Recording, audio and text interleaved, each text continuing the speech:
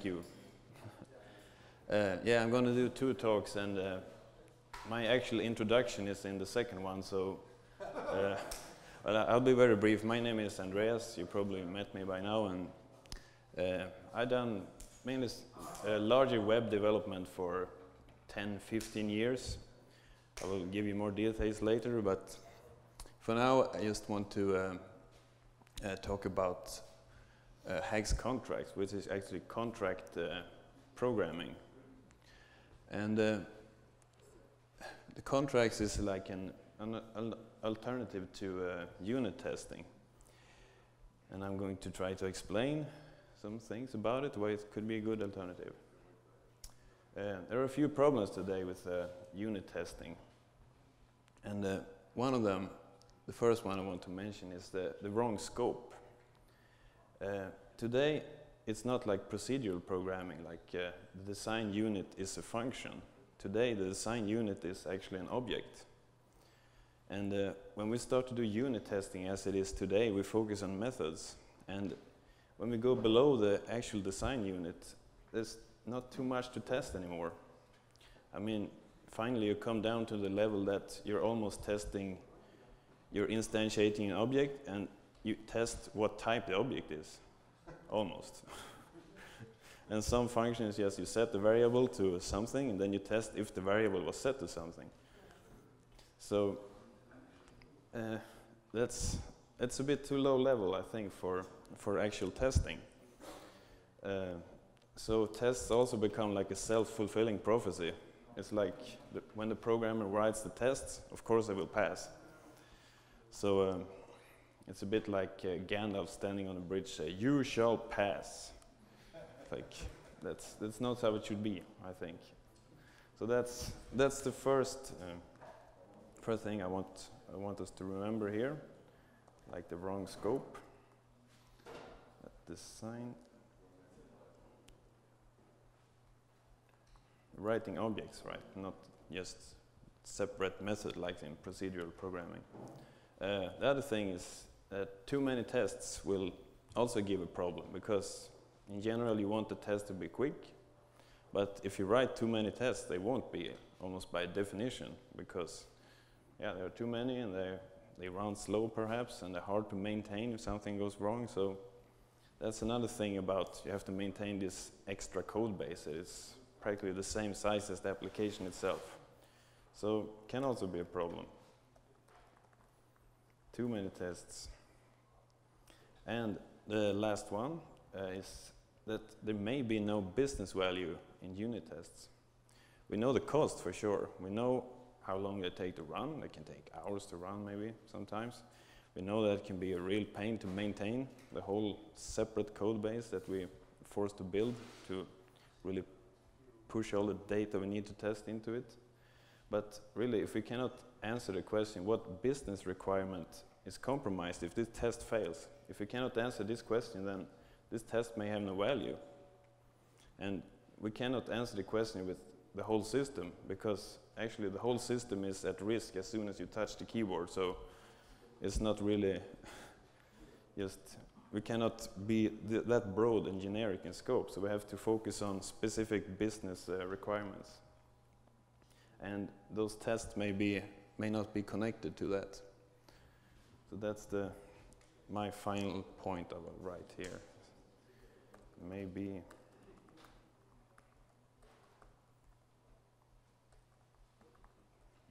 on this level, I should say. And if we look at objects again, there may not even be the optimal test level objects, because general, I mean, there are exceptions, of course. Everything I say here has exception. There are valid unit tests in some cases, but in general, objects they're quite small, well designed, they don't have too many responsibilities. So the thing is, maybe the interesting things happen between objects. That's where the eventual bugs can appear. For example, one object's trying to send a message to another object, and this object say, "I don't understand." And there we could have probably a bug. So the unit, as we say today, functions, maybe even objects, they're quite fine. The the problems may be between objects when they start to interact. So what I want to say in the first thing here is that maybe we should push tests up a level. We should test the system, we should do integration tests, regression tests also works. And maybe we should even let someone else write the tests, not the programmer. Yeah. So it's not a self-fulfilling prophecy. We want the real Gandalf to stand on the bridge, right? Should not pass unless someone with a business like domain experts and stuff, they say that this is how it should be. Something like that. I'm not sure about this analogy with Gandalf, so sorry. Well, we still want to maintain the integrity of our objects, of course, and that's where contracts come in. And if you write unit tests, I'm sure you do, you may have been writing some kind of contracts already, because most of those unit tests, they're actually assertions in disguise.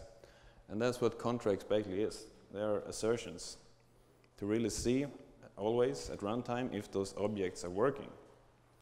And that's what we will check out now. So I have a simple example here. Let's see if we can see everything. Yeah.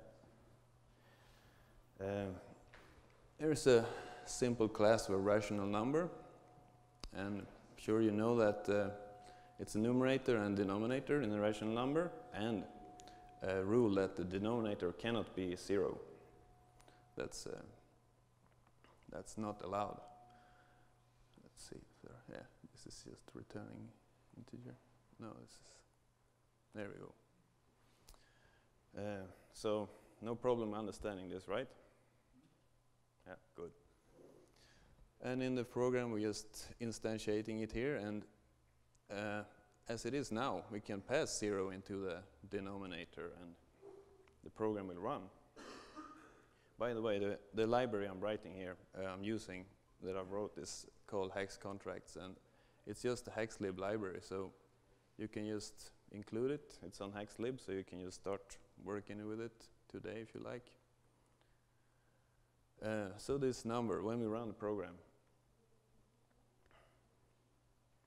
sorry, I have to display it. So let's see what we get if we take this to float. Yeah, we get infinity. But with our class, it's not allowed because we want to enforce this rule that the denominator could never be 0. And using contracts now, we have a way. So if you only let this the class you're using, implementing hex contracts, now we can have, and I also need to import this contract here. Now we can use contract. On the top of any method you like, you have a few things here that you can use to actually assert the functionality of this class. And the first thing I want to show, there are 3 things to show. It's preconditions, postconditions, and invariants. And the first one is a precondition. So when we're creating this object, the denominator, we have to be sure that the input value here is not 0. So we say that contract should require denominator not 0. And now when we run, we get an exception that is automatically thrown. And with a default message, since we didn't specify. And this is a dump of the object, and because it didn't have any values yet, because it failed in the constructor, then it will show up as empty right now. And this is a simple macro substitution. It's not that different from like an ordinary if statement, just failing or throwing an exception. But postconditions, the second one, could be a bit more interesting. Because now, for the sake of the example, you're allowed to set the denominator after creating this project, object. So, after, even if we do this, let's set it to 1 here. Everything works. And now we just set it to 0 again. And okay, we crashed the object again. So now we have to prevent it from happening even in the setter.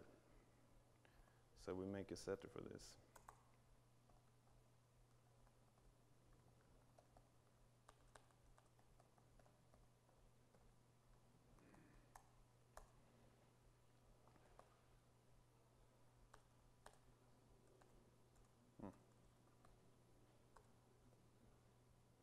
Like this.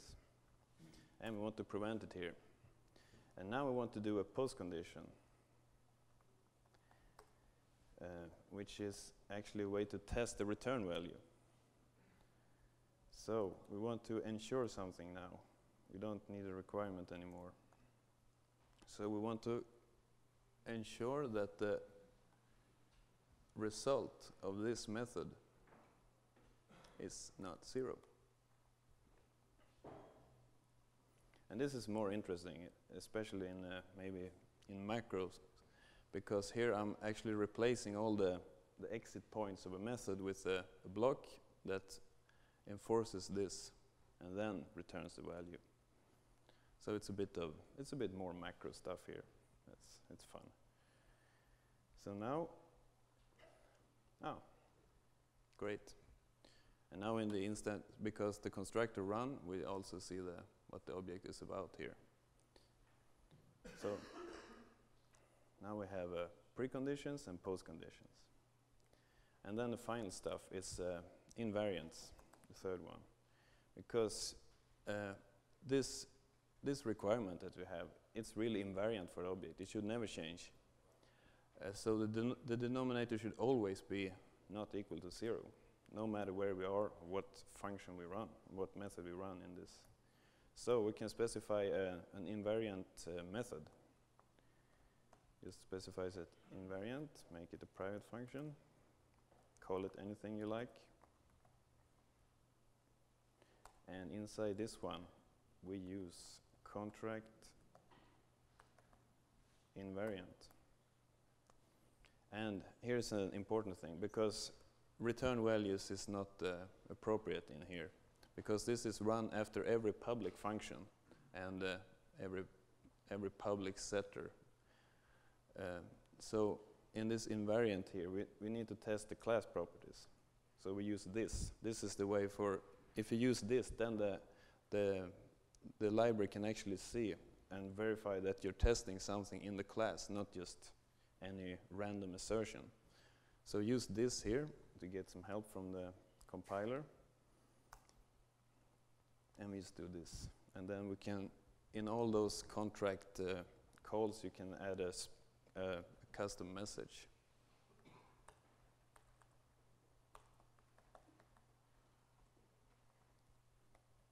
Like this.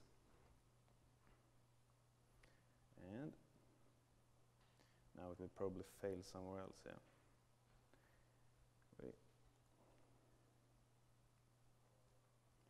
We can do like this.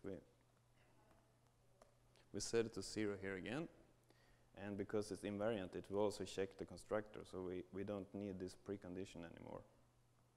So now, you see, it still fails. And now it shows these variables because it's actually run after constructor. Okay? Yeah? Oh. Thank you. So I thank the macro for this, of course. It's beautiful. One more thing I want to show. This is the basics. This is preconditions, postconditions, and invariants. The last thing I want to show you about this is that what's happening really is that an exception is thrown here. So if we want to do some stuff, we can actually catch this exception for further processing. And it's a contract exception. And now we can just trace. You have some useful things here, like the call stack. You get a stack trace. So now we see exactly where it happens, and we have, of course, the actual message, and we have the object if you want to do whatever you want with it.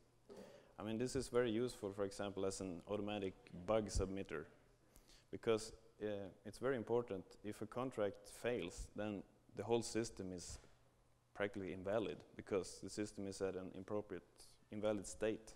Anything can happen, so you should just exit as fast as possible. Try to restart or be nice to the user, but exit, because this can lead to serious problems. And this, if you catch this somewhere, the contract exception, you can submit a bug report automatically. This was the problem. Happened here, this stack trace, this message, this object. You may have good information from that. Yeah, that's it basically. Yeah.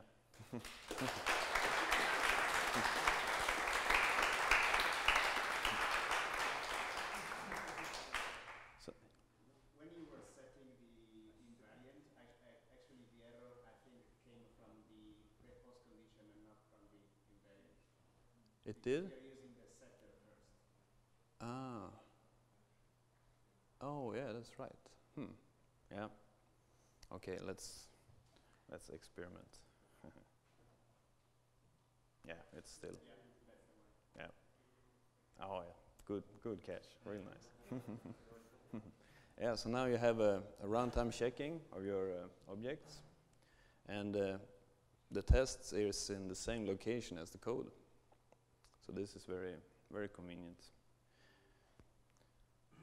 So yeah, questions. Yeah. Can we get a microphone? Ah. So my question is, you have compile out for this. Can you do contracts and then in production code not have contracts? Yeah, sure. There is a compilation flag for that. I can show you the documentation, I think. Here. Yeah.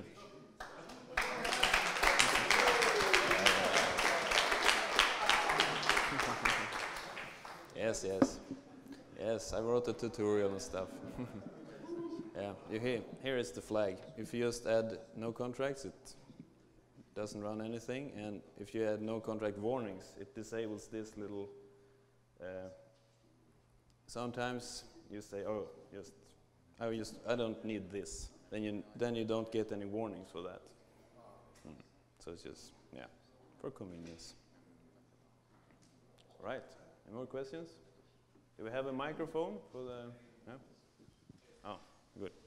Yeah, I was wondering how difficult it would be to infer contract behavior from types and abstracts.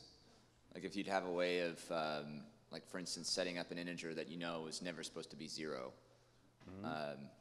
And I was just, because I definitely like the idea of like turning contracts off and on, you know, so that you can kind of kick out that hit you take to the performance. But yeah, it's just sort of, I don't know if you thought about that, or like, you know, I guess the broader question is, where do you see this going? Like, where would you like to take your library in the future? Yeah, well, it would be really nice if we can actually detect the edge cases from these contracts. So with some macro processing, we can actually see that, okay, if the denominator should never be 0, we can create a bunch of tests that will automatically test if the class really holds based on those contracts. There is a tool called PEX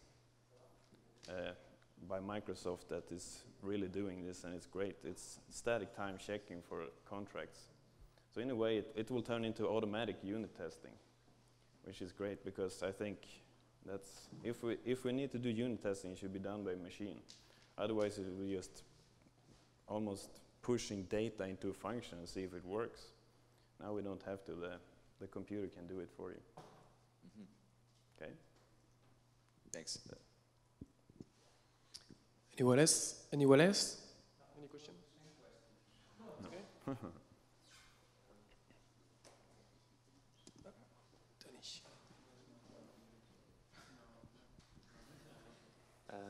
Did you try all the contract functions in abstract types, in implementations of abstract types?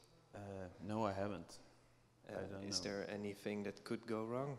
Does it require class semantics, or? I hope that the abstract is compiled together with the contracts. Yeah, but for example, the invariant needs this, or doesn't really need it. If it needs what? Yeah, in your example you showed contract invariant this dot denominator, but in abstract types you do have this. I forgot. Yeah. Yeah. Okay. Never mind. Well, this is not needed. It's just a convenience. So you always remember to test something in the object that you're testing. I think you can maybe. I was doing something that made me put this into, but maybe it can be removed. This is it's just a minor convenience, maybe not needed.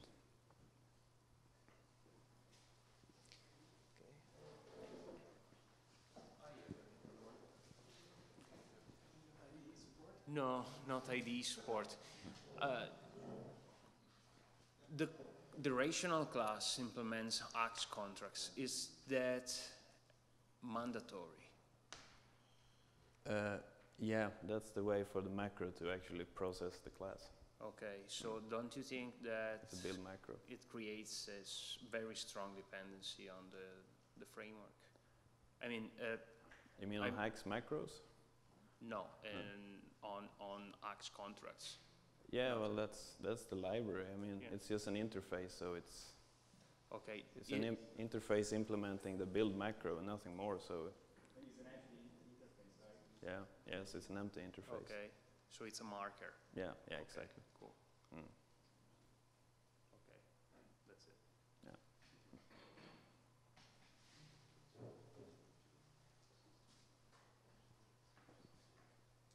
And you can also probably inject the Franco? instruments from outside. Franco. Uh-huh. It's okay. Inject. Yeah, you could build a macro that Oh, yes, good. I have to talk about that later. Hi. You have to show me later, definitely.